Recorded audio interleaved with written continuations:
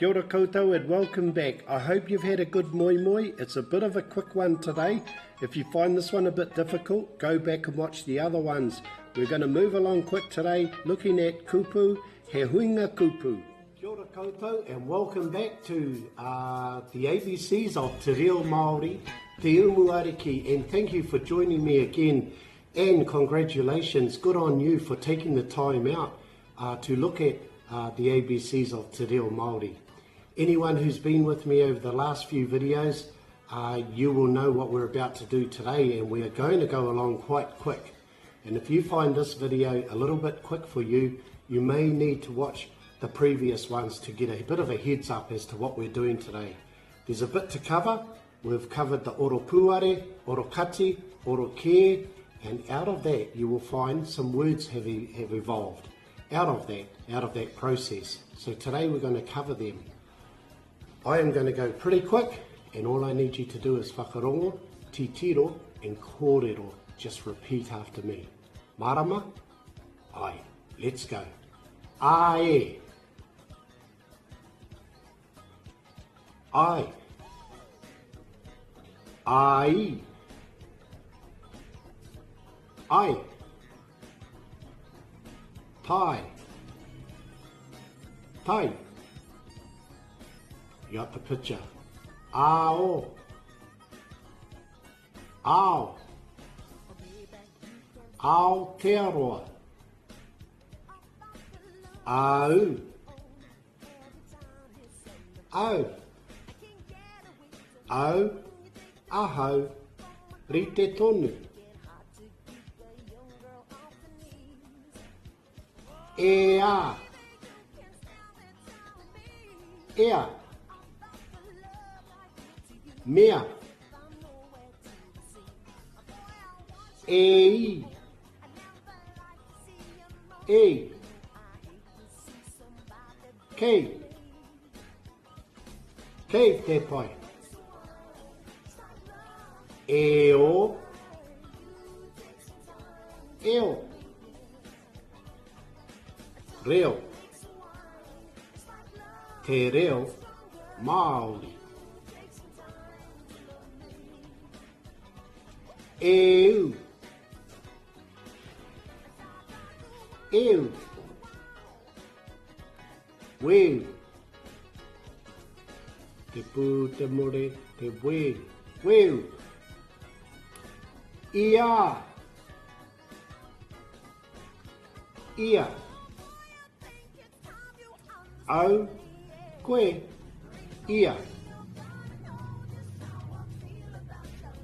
Ka pai whānau. Hia. Ie. Ie. Hie. Ka pai, just new words or particles of words, and words that you will realise once you start writing where they derive from. Io. Io. Io. Tio. Ka pai, nearly there. Iu. Iu. Pew pew. Oa. Oa. Hoa. Roa. Oe. Oe. Moi. Moi moi. Oi. Oi. Poi. Ka pai koutou. Ou. Po.